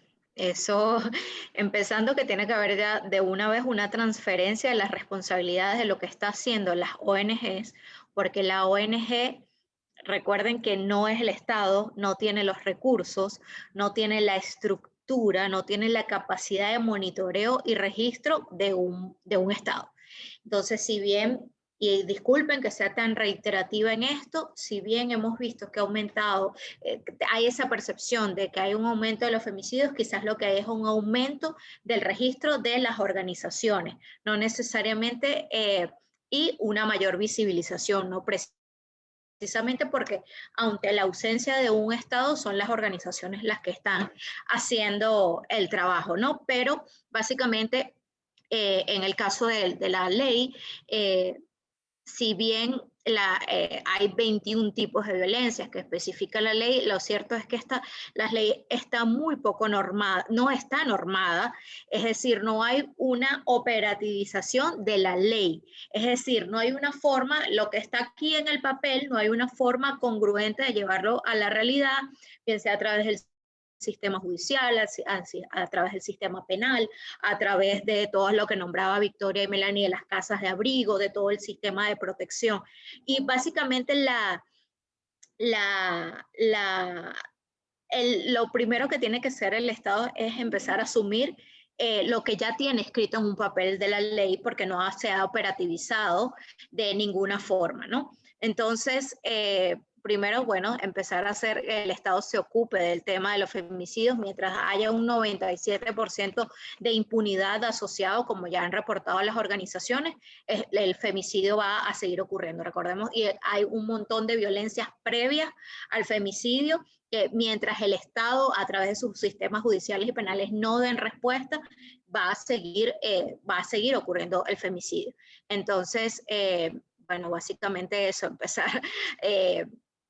Sé que muchas de las organizaciones que están acá y otras que están trabajando de la mano con la modificación de la ley, pero de nada nos sirve tener en un papel si nada de esto se norma, hay una normativa de la ley que tenga una efectividad, una operatividad real.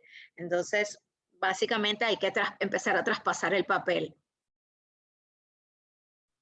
Excelente, Mariana, gracias.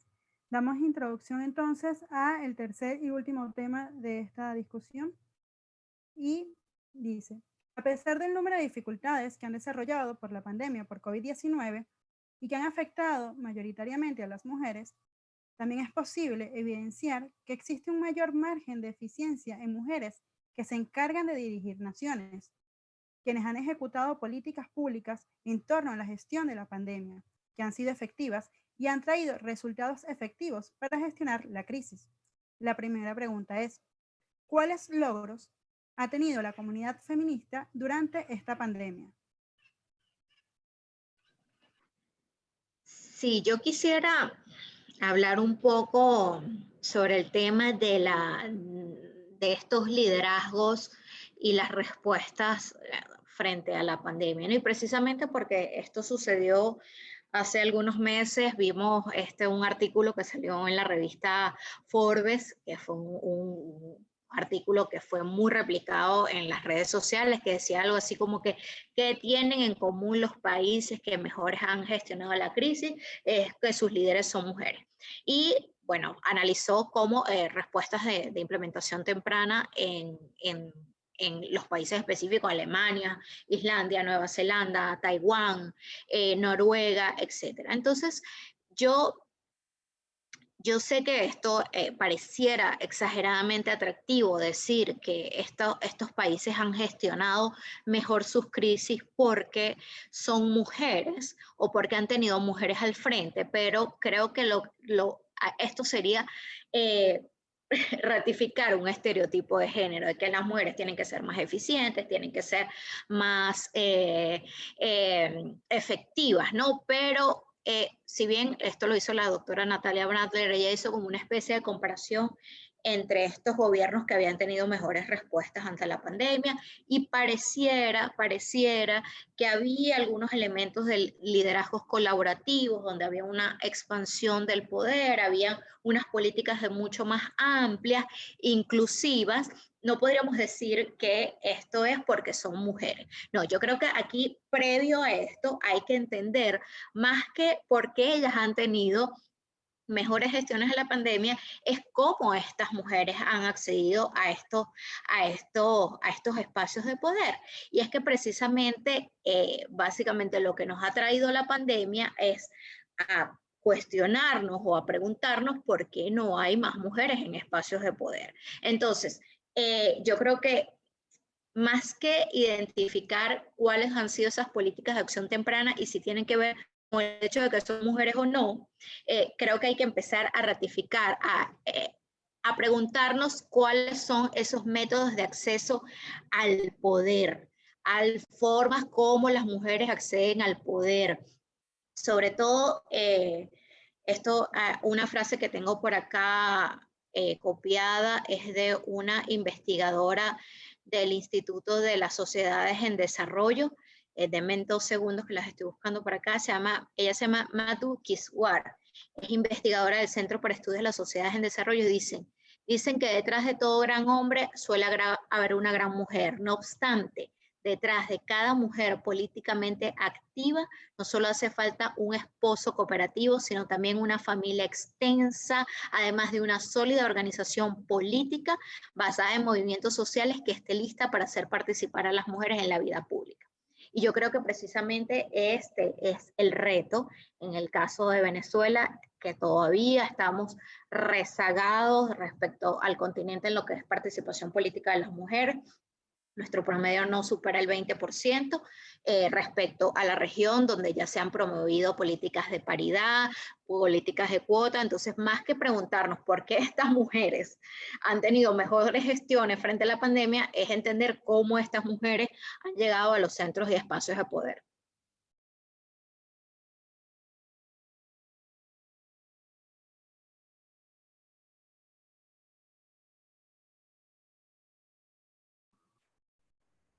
Gracias, Mariana. Victoria, ¿quisieras agregar algo?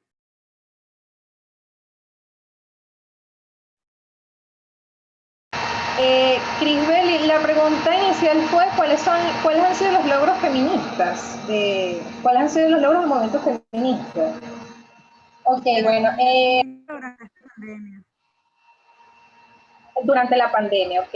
Bueno, me gustaría hacer un enfoque global hasta llevarlo a lo particular aquí en el caso de Venezuela. Desde el punto de vista global, es un hecho inminente que, bueno, las políticas públicas que adaptaron desde el punto de vista de la cooperación, muchas de las gobernantes, las jefas de gobierno, ha sido de alguna u otra forma mucho más efectivo.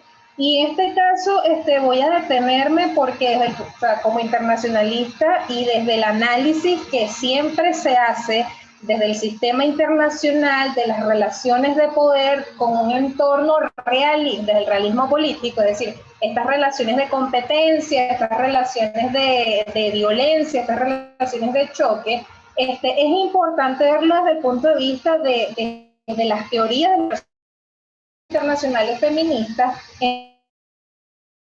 sino de cooperación.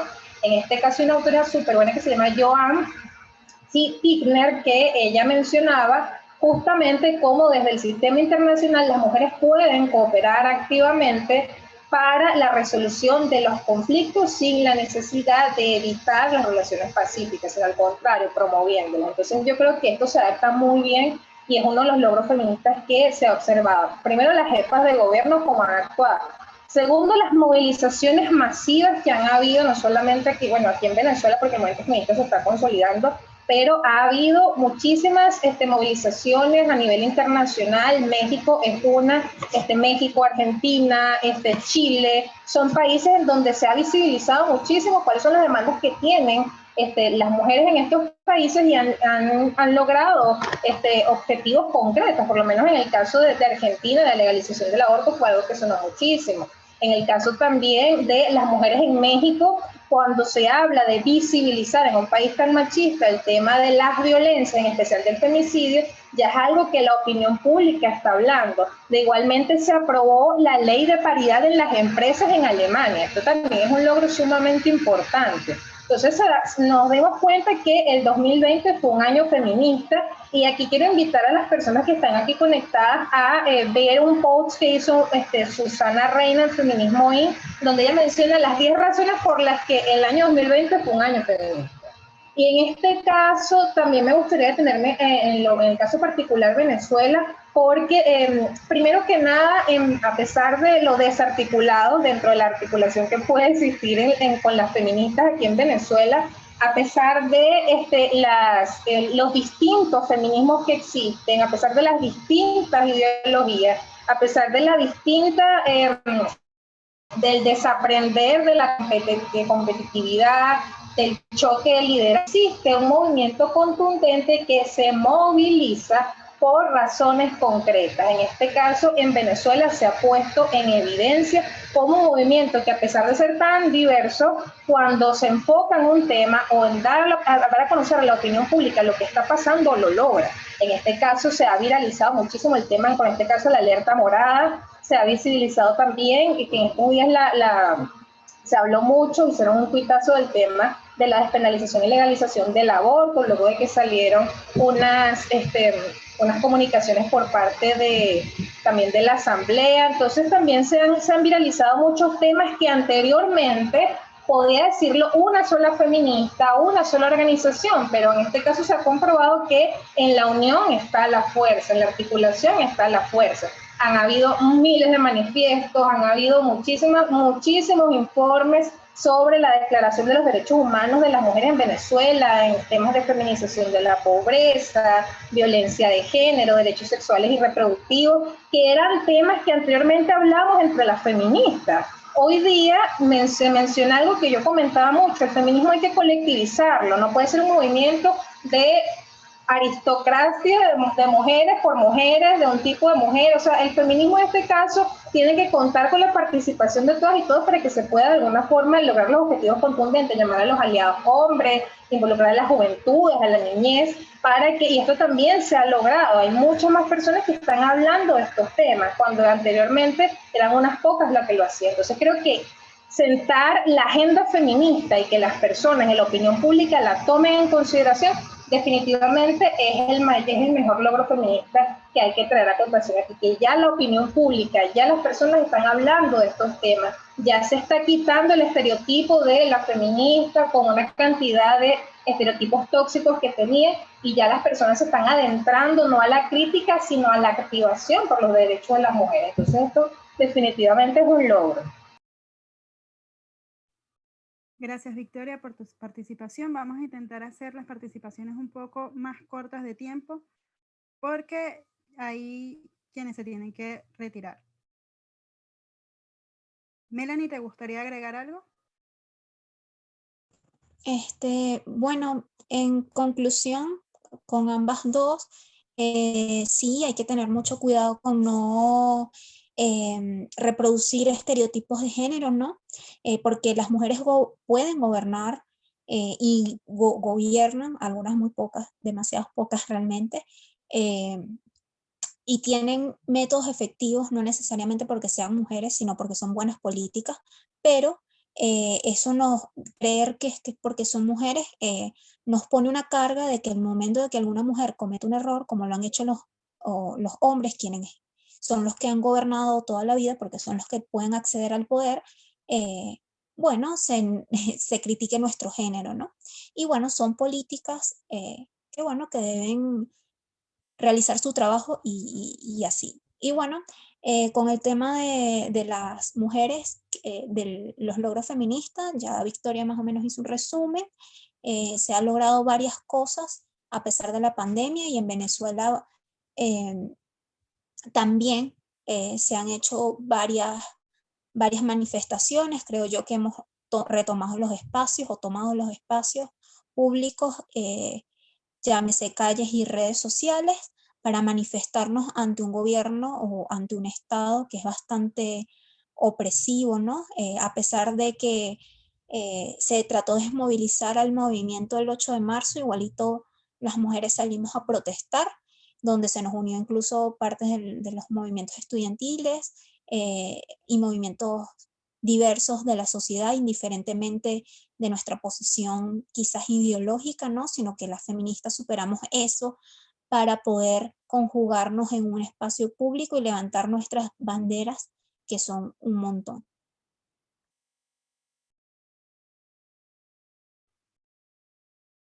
Muchas gracias, Melanie.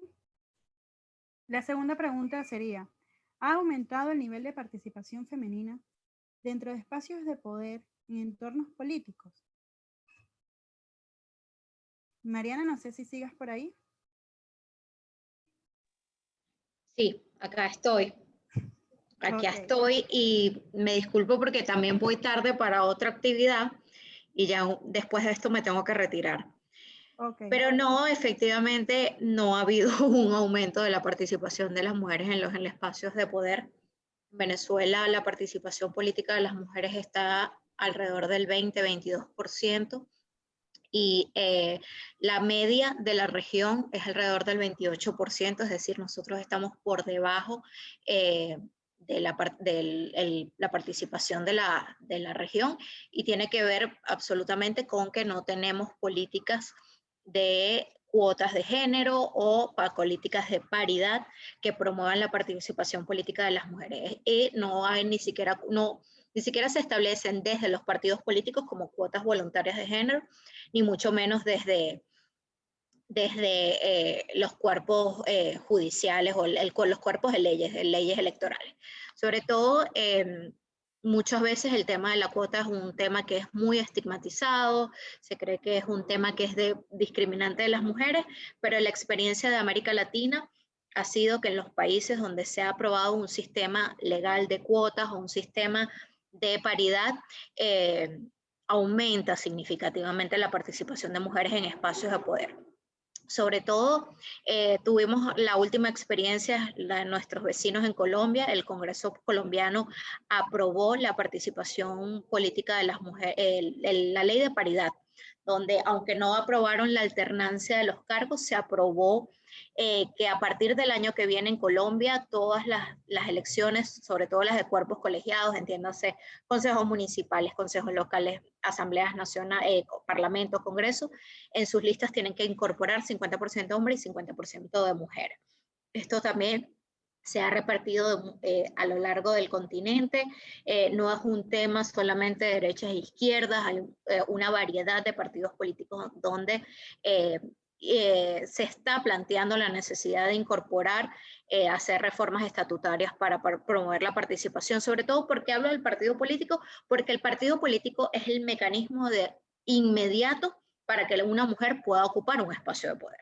O sea, sobre todo los cargos de elección pasan a través de de un contexto partidario. Si bien se podría decir, bueno, Mariana, pero en Venezuela todo este cuestionamiento sobre la legitimidad de los procesos electorales, sí, pero nosotros estamos en deuda. Venezuela tiene una deuda con las mujeres. Muchos movimientos feministas han promovido la aplicación de reglamentos electorales, que no sea nada más un reglamento electoral que aplique a una elección específica, como ocurrió en el año 2015, sino que sea una ley. Entonces, mientras no haya mayor participación, esto es un círculo virtuoso, mientras no haya mayor participación política de mujeres, es poco probable que puedan avanzar las agendas de igualdad sustantiva a su vez temas que involucran directamente a las mujeres.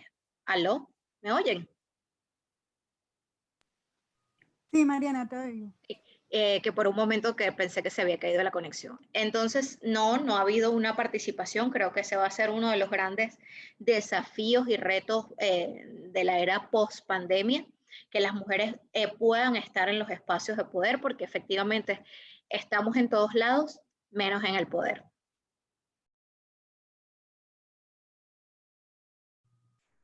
Muchísimas gracias, Mariana. Sabemos que te tienes que retirar. Gracias por tu participación. De verdad, excelente cada una de tus respuestas. Esta es la última de nuestras preguntas. Muy contenta de haber contado con tu participación en este enfoque y espero poder contar contigo en las próximas actividades. Muchas gracias. Ahora, si alguna de las otras participantes quisiera responder a la pregunta. Recordando también a los otros participantes que si tienen alguna pregunta la pueden dejar en el chat y con gusto la leeremos. Isbeli, a mí me gustaría hacer un comentario breve de este tema, y es que, bueno, a pesar de que nosotras, las feministas y, bueno, las mujeres políticas, se habla mucho del tema de las cuotas paritarias. Por supuesto, en este caso, como bien lo mencionó Mariana, en efecto no ha habido este acceso al poder. De hecho, toda la conferencia de Beijing y todas estas cosas se hicieron con el objetivo de que en estos espacios accedieran mujeres al poder. Sin embargo, no se ha logrado.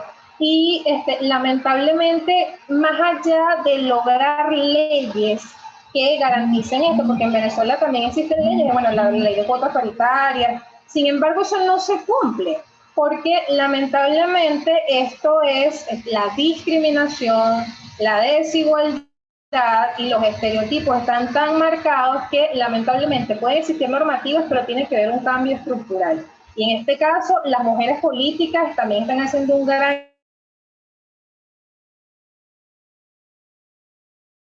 incluso sobre este tema. Es importante también que inviten a hablar en un foro a Evelyn Pinto. Ella habla muchísimo de estas cosas, de los retos que tienen las mujeres dentro de los partidos políticos. Es decir, hay muchísimos techos de cristal que romper, y más allá de las leyes es la sensibilización y la deconstrucción de la cultura, que lamentablemente es machista y en donde hay un estereotipo de que el liderazgo del hombre es el que realmente debe prevalecer. Entonces, hay que muy bien implementar empoderamiento de las lideresas, darles estrategias para que puedan tratar de sobrellevar estas discriminaciones que viven dentro de sus partidos, dentro de sus espacios, pero esto es un proceso que va incluso mucho más allá de las leyes, y eso hay que reconocerlo para poder deconstruirlo. Muchísimas gracias, Victoria. Melanie, ¿quisieras responder?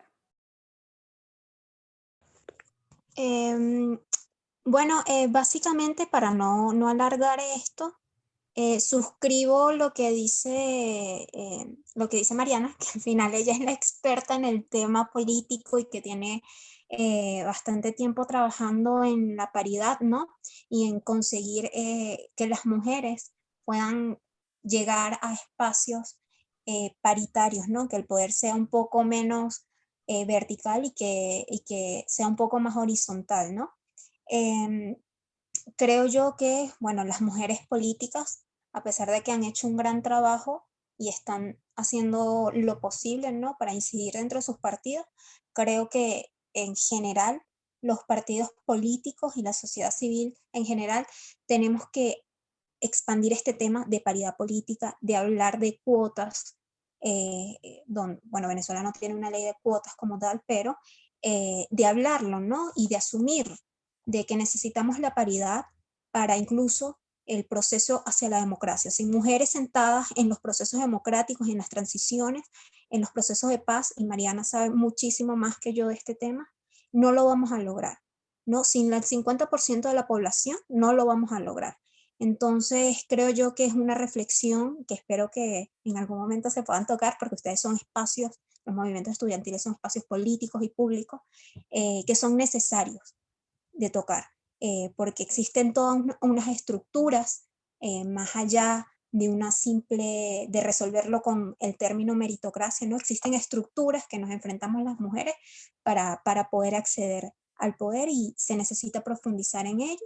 Creo que Mariana tocó el tema bastante concreto, un poco, o sea, para hablar de esto necesitamos más, quizás extendernos un poco más, ¿no? Porque es bastante profundo, pero es un debate que debe darse, que es necesario que se asuma y perderle el miedo a las cuotas, que por cuotas es que podemos lograr ciertas cosas y muchas cosas.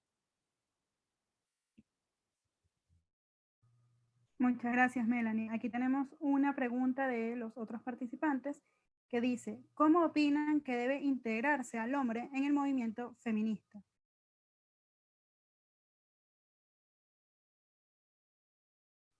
Victoria, Melanie.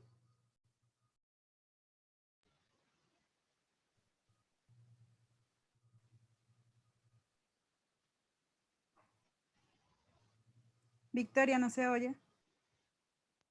Claro, es que siempre conecto los audífonos, que es bastante interesante esta pregunta porque en un momento lo mencioné, se debe colectivizar el movimiento feminista. En este aspecto, claro, es un movimiento donde el sujeto político definitivamente es la mujer.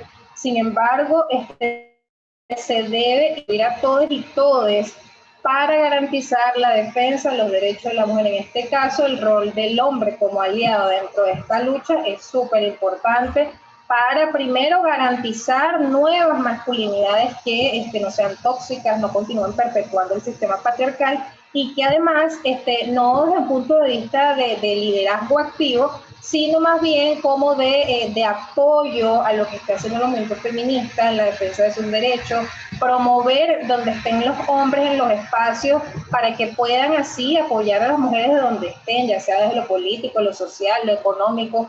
También promover que el empoderamiento de las mujeres sea parte en la que ellas sean parte activa. En este caso, yo también puedo decir que parte de los techos de cristal que yo muchas veces he roto en mis ascensos han sido también por ayuda de hombres. En este caso, es importante que los hombres puedan activarse con la ayuda de la defensa de los derechos de las mujeres, por el empoderamiento femenino desde todos los roles en donde estén, pero sobre todo de construyendo las masculinidades, desaprendiendo la cultura patriarcal y promoviendo una masculinidad más positiva, no violenta y en corresponsabilidad. Gracias, Victoria. Melanie, ¿quisieras agregar algo?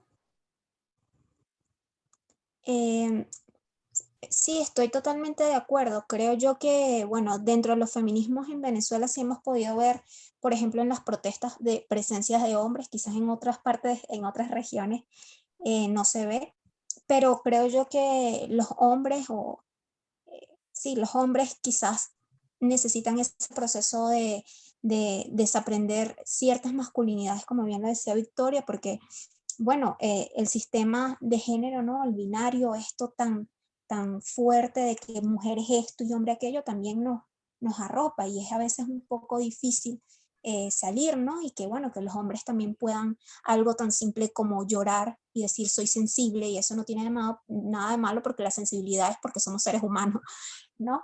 Las emociones es porque somos seres humanos y no es una cuestión hermética que solo un grupo de la población, llamadas mujeres, ¿no? Deben asumir. Como parte del movimiento feminista, que es un movimiento político, social y filosófico, pues escuchar a las mujeres y entenderlas, tratar de entenderlas y ser lo más empático posible, ¿no? No tratar de apoderarse de algún espacio donde quizás sí te están diciendo, compañero, dame un momento que quiero expresarme, quiero hablarlo, quiero decirlo. Esa empatía de decir, mi compañera estaba en un tema distinto al mío, el feminismo lo puedo acompañar, lo puedo ir desde acá, desde mi visión un poco más distinta a sus vivencias, hay que respetarlo, creo yo, entender eso de que somos vivencias muy distintas y que a veces es difícil entender a la otra parte, o no lo voy a decir contraparte porque no es como contraparte, pero entendernos al movimiento como tal, también quizás leer al respecto y preguntar sin prejuicios y, y sin tabúes, ¿no? O tratando de ser violentos, ¿no? Porque aunque las activistas estamos para educar a algunas compañeras o compañeros en estos temas y acompañarles, también hay que ser empáticos con esas personas que te están dando su tiempo y su información y bueno, tratar de entender que bueno, son el 50% de la población que si están en un movimiento y que si este movimiento nació es por algo y que si nos vamos a la historia, nosotras no hemos tenido nada si no fuera por las luchas que hemos conseguido y hemos estado allí, ¿no? Los derechos que nosotras tenemos no es una cuestión de que, bueno, toma, sí, es que yo te considero mi igual. A nosotras nunca nos consiguieron, nos vieron como iguales. Y eso hay que entenderlo. Históricamente hemos sido renegadas del poder y nosotras hemos luchado por nuestros derechos. Y que los hombres hoy en día se sensibilicen estos temas es importantísimo.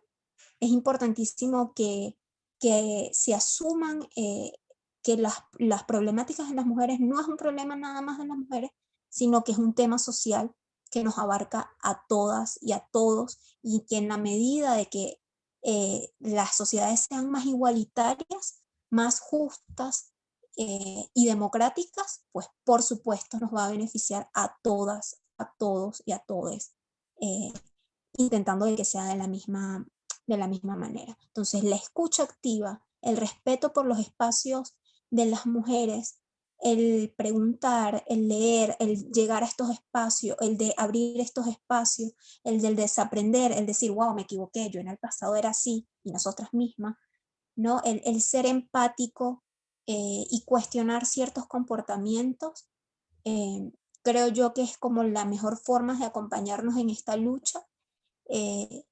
Y bueno, también eso es una conversación bastante larga al respecto, muy interesante. También recomiendo una cuenta en Instagram que se llama creo que de machos a hombres o algo así, que ellos colocan ciertos tips, ¿no? Y recomendaciones para los hombres para que tengan más empatías en estos temas sociales y más, sean personas más justas, o seamos libres todos y todas, ¿no? Porque al final la violencia no trae libertad ni para ninguno, ni eso, ¿no? Entonces, bueno, muchas gracias. Gracias, Melanie, por tu participación. Gracias, Victoria. Gracias a todos por haberse conectado en esta cuarta edición del Enfoco.